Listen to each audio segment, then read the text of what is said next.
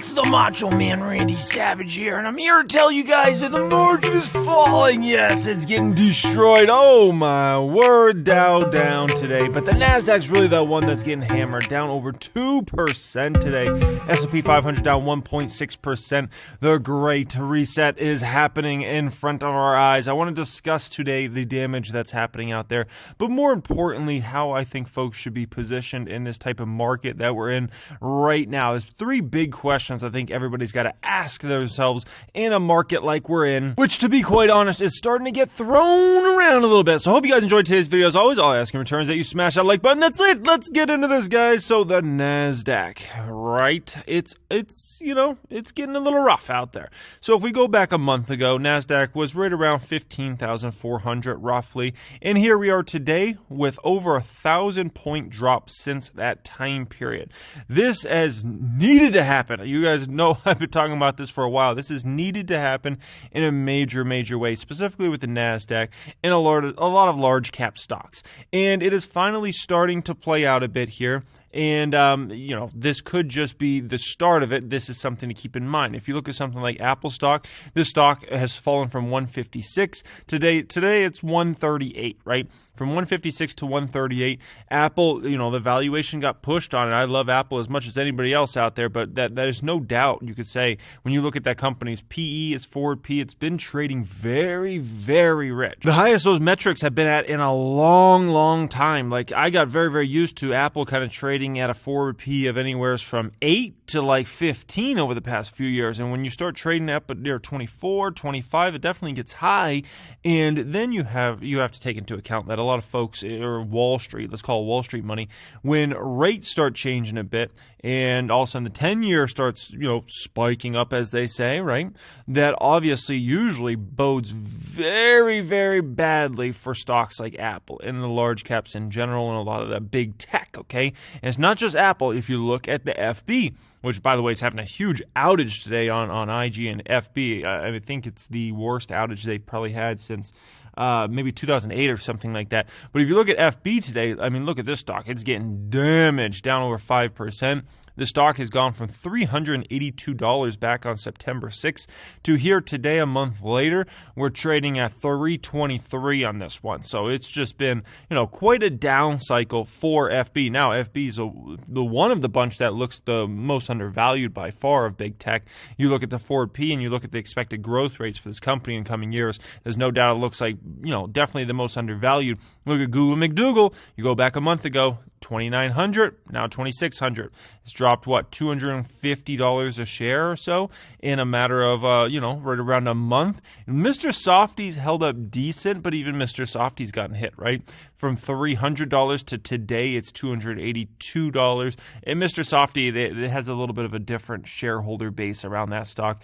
A lot of folks value that stock a little differently than the other bunch because at the end of the day, people say, well, this is more of a B2B type company and software related recurring revenue streams, not as dependent upon hardware as other companies. So a lot of folks value that one a little differently. Amazing's on. This one's been hit.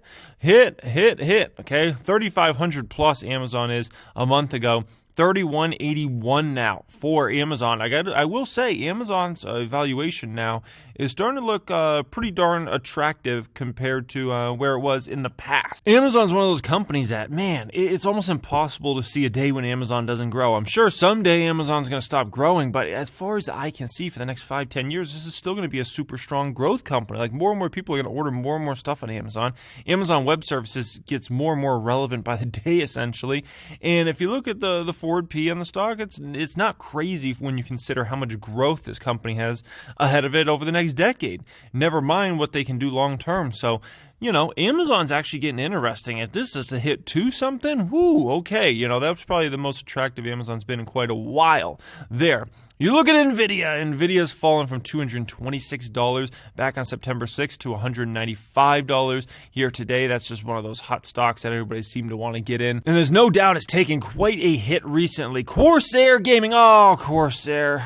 It's down every day, no matter what. Market's up. down. Market down, down. Market doesn't do anything, down. Corsair. Corsair. I'm not crying. You're crying, okay? All right, the Russel. Let's talk about the Russel for a minute here. So the Russel's been kind of giving us telltale signs for a while, right? I mean, you basically, the Russel peaked out right at the beginning of the year.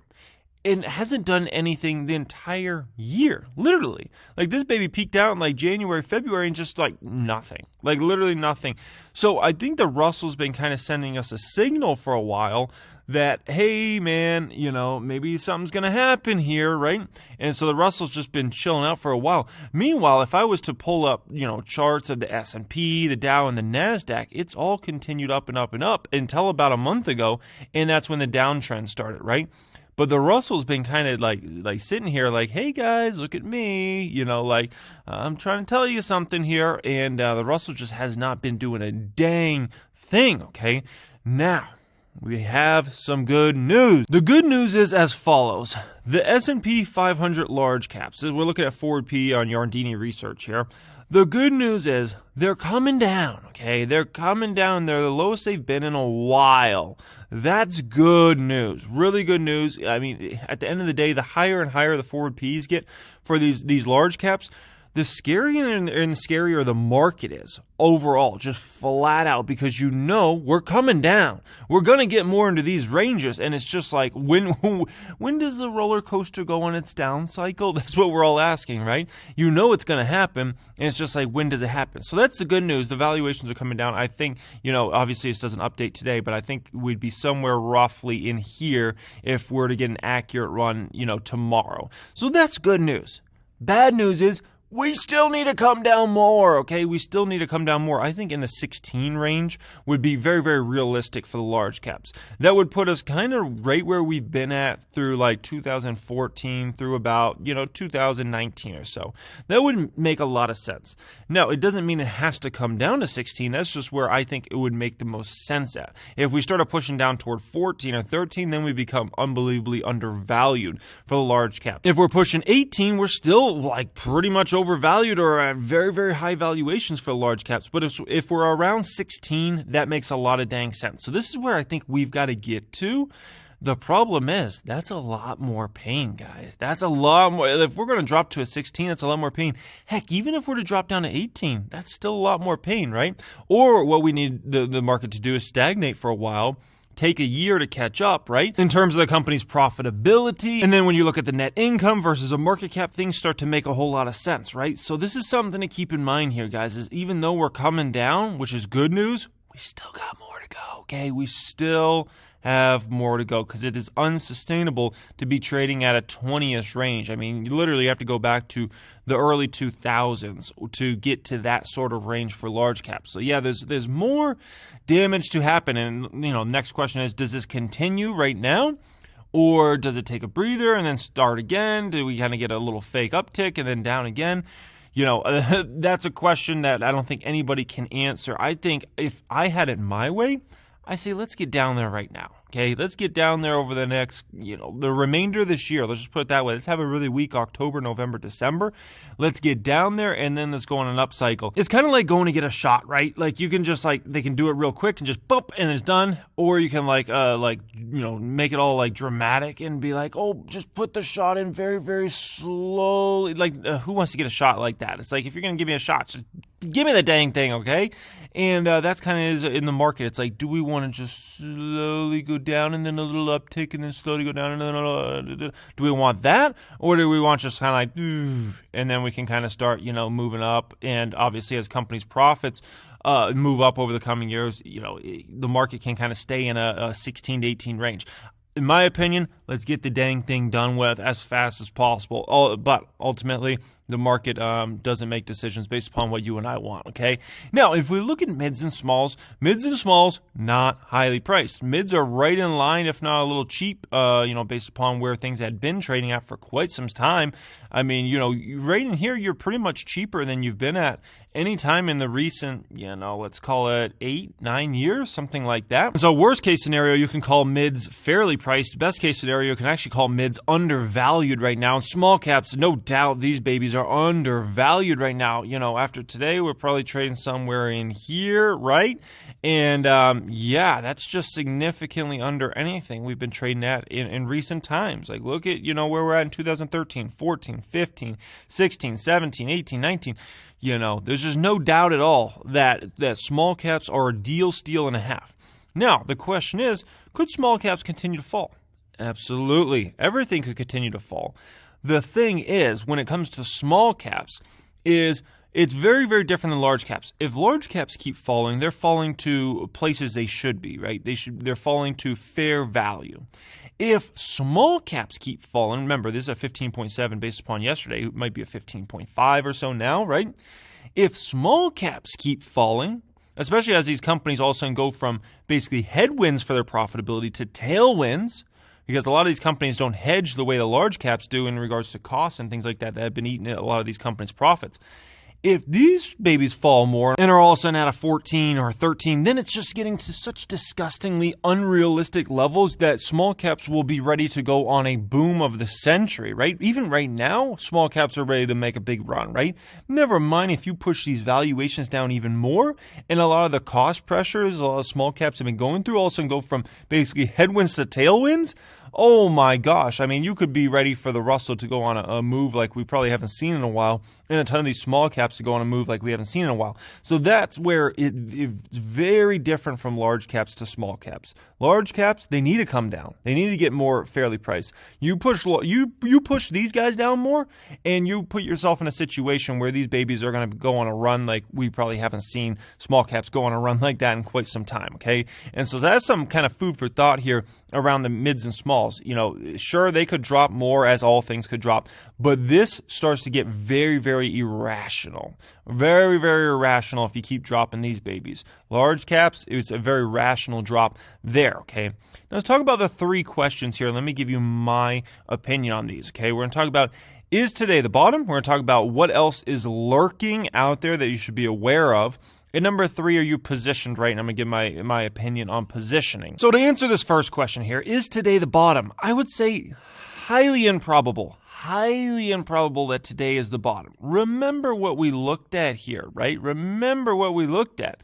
I mean, large caps, there's just no doubt these babies need to fall more. They need to fall more. And so to say today is the bottom, I think would be misguided and extremely unrealistic. Like, sure, today could be the bottom, but for large caps, I just don't see it. We have more pain to happen, essentially. There's more pain to come in this situation, in my opinion. So is today the bottom? In my opinion, absolutely not, especially for large caps, okay? Number two, what else is lurking? Well, if we think about it, obviously there's still the Chinese situation, right? The anti-China sentiment around their stocks, around maybe American corporations that are doing business in China, as well as obviously the real estate situation in China.